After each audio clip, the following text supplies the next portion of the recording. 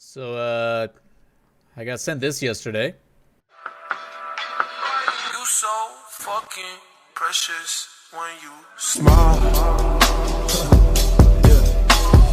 Hit it from the back and drive you wild. Girl, I lose myself up in those eyes.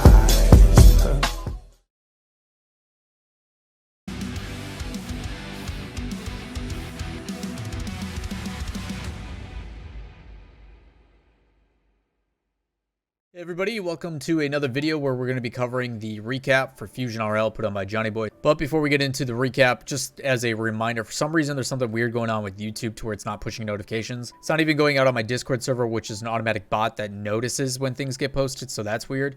The one thing you can do in the description down below, all my social medias, Twitter's the easiest one. Make sure you go and follow that and you'll get a notification as I tweet out those every day at noon when the videos drop. First match on the list was a 3v3 between Envy and Rogue. Envy versus Rogue, pretty one-sided in the beginning. Envy came out, and this is a rivalry that I've been kind of excited about for a while now. If you guys have heard me talk on this channel numerous times, I always talk about Envy versus Rogue are going to be two teams I think that can push the boundaries into the top tier of the RLCS. And I haven't really broken down as to why that is.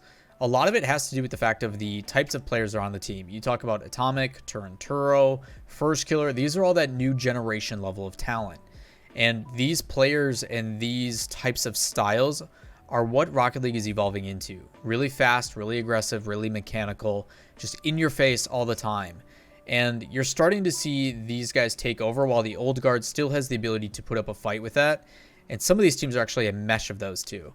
Primarily Rogue, with Kronovi being still kind of that old guard. Ability to slow it down, play a little bit more passive, and go for the more methodical and control touch. And that kind of hindsight then also applies on Envy's side with a player like Mist in the methodical, the ability to really utilize his space.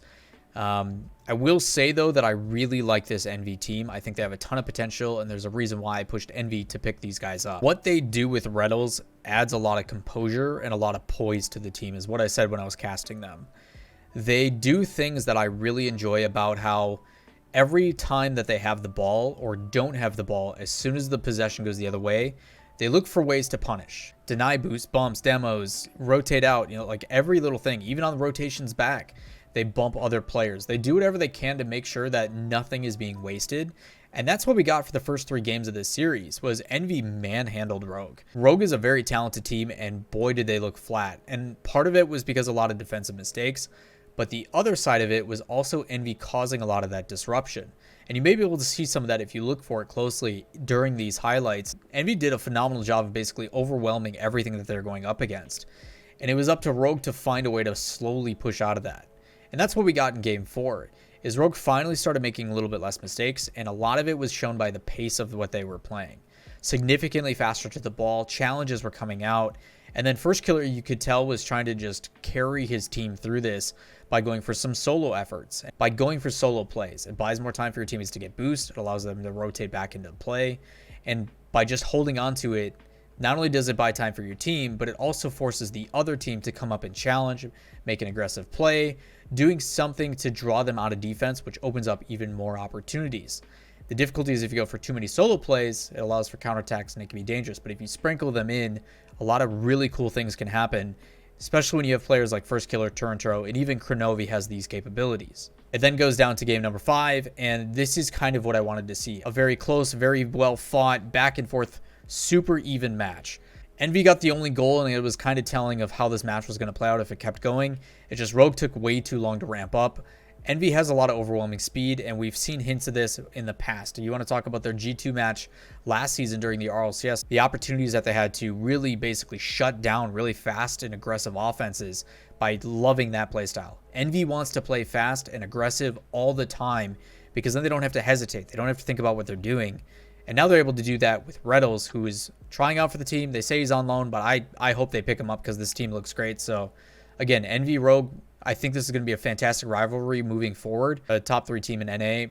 I would definitely pick them over NRG right now. Moving over to the 2v2, we got the last semifinal between Vision and Affinity was going to win. I was pretty confident about this one. And we did see Vision put up a little bit of a fight. Radoka Kinsey worked the field quite a bit. You could tell Affinity just felt more comfortable.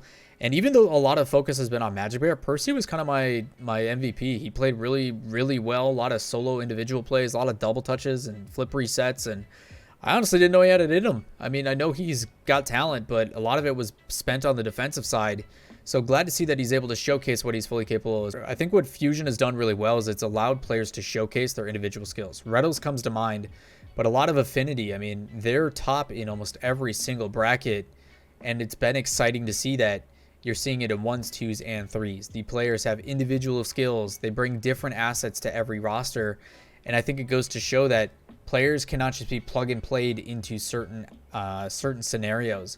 These teams have grinded together for a certain reason why their 3s is really good, or why they're good individually, or why you see certain pairings work out, which is giving us a different thought and a different outlook about how we approach this game, which I think is really exciting.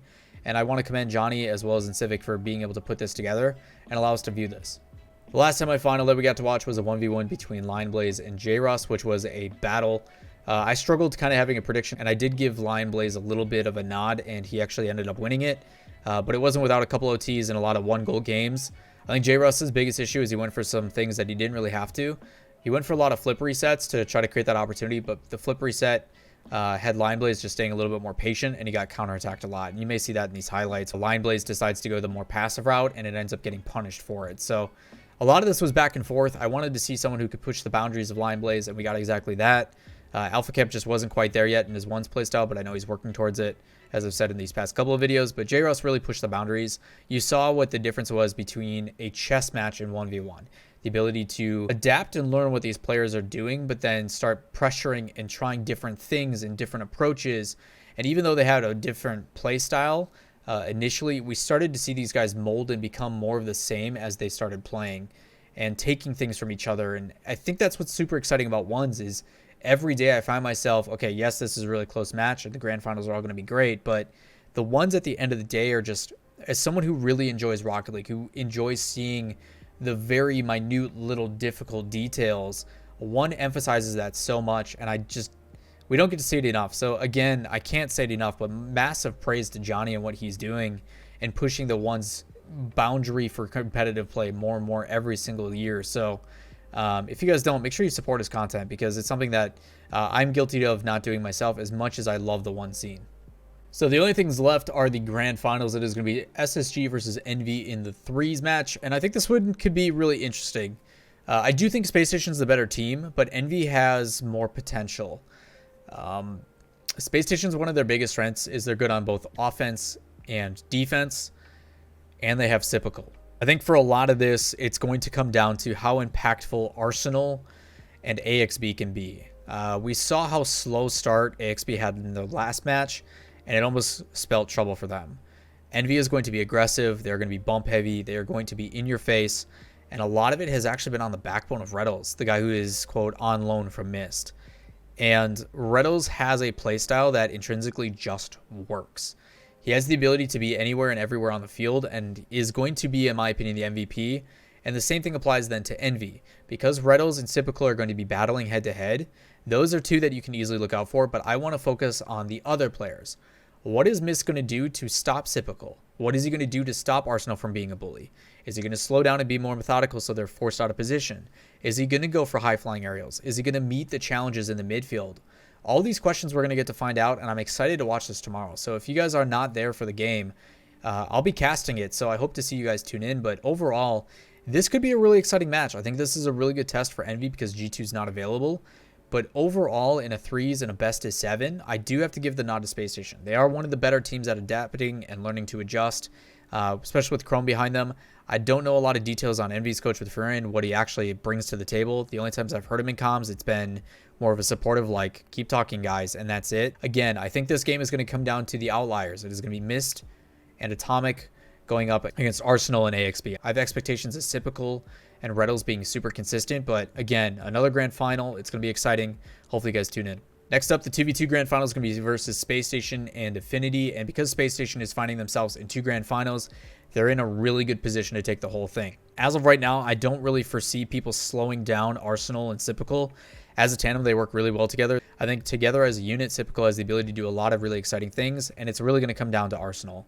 How comfortable is Arsenal going to look? How aggressive is he going to be? Is he going to go for bumps, demos? Is he going to be in the face of Affinity? I do not know. What I do know is that Percy impressed me quite a bit. I am a lot more confident in his capabilities now moving in, but Typical is really frustrating to play against. He is, in my opinion, probably the best player in North America right now, and has been showcasing it all weekend long. Magic Bear does a lot of really good things. I don't think he gets as much space as he would like, and because there is two of them, some of the things that he is able to exploit does not work to his advantage. I do have Space Station winning both the 3s and 2s, which would secure them the overall first place, which is going to make a lot of Space Station fans happy, but I do expect them to put up a fight. Affinity has done a good job and is further. I don't think they have as much pressure on them, but overall, I have to give the nod to Space Station. I think Magic Bear is going to have to work something special in here. He needs to find a way to work those solo plays in and force someone out of the play. They have to commit to him. They have to respect his plays. And an easy way to do that is just be selfish with it. Percy also has that and might catch him off guard, but it'll be fun to watch this one play out. I think all the grand finals coming up are going to be fantastic. Last grand final we get, and of course on Johnny's channel, is going to be a 1v1. It is going to be Firstkiller versus LineBlaze. I honestly don't know what LineBlaze is going to be able to do to handle the way Firstkiller plays ones. Firstkiller is a player who is a nuisance, a bully. He bumps demos like crazy. He's in your face like LineBlaze. But LineBlaze has shown that his defense is pretty solid. He has the ability to lock things down when he needs to. I'm just curious if he's going to handle the fakes and the drift dribbles and the things that Firstkiller does to mix it up. And I think that's Firstkiller's biggest advantage. He's good at mixing it up. He's not afraid to go for fakes. Very confident in that. Almost too confident sometimes. Still has the ability to play high and low. And LineBlaze does too. He has the ability to go for the flip resets and do the high flying stuff if he wants to. He is capable of it, but he hasn't had to yet. But I really want to see LineBlaze out of the gate challenge him. And LineBlaze is going to play close, which I think just makes Firstkiller more comfortable. So, again, I think a big nod to Firstkiller in this one. I just need to see LineBlaze find a way to dictate the pace of this game, whether it be by playing slow and going for power shots, which is what LineBlaze does really well. He will purposefully shoot a shot on target and throw away possession, because if you don't go for it, it is a free goal, which forces Firstkiller to do something. And we haven't been able to see really anybody force Firstkiller into positions. After that, LineBlaze then starts to boost and overwhelm, and Firstkiller's normally been able to bump and get people out of the way of that. So again, I think this is going to be a really good chess match, but in the end, I think Firstkiller has just been dominant and it's hard to pick against him. I hope you guys enjoyed the more insightful or more analytical approach to this video. Curious to see if you guys like this approach style or if you guys enjoy the easily digestible, super consumable content. I'm kind of still experimenting on how you guys want to do this, and I might have to try it for a little bit longer time to figure it out. But overall, if you guys have made it this far, I greatly appreciate it. Make sure you give it a thumbs up, as it does help out the video if you guys enjoy it. And if you guys haven't already, make sure you hit subscribe and turn on notifications to make sure you don't miss a video. And as a reminder, because YouTube notifications going out are a little bit funky, description down below. Join the Discord, hit up Twitter, all that kind of stuff. It's the easiest way to stay up to date on all things Rocket League related. As you guys know, we'll see you guys for another video tomorrow, same time, same place, here on the channel.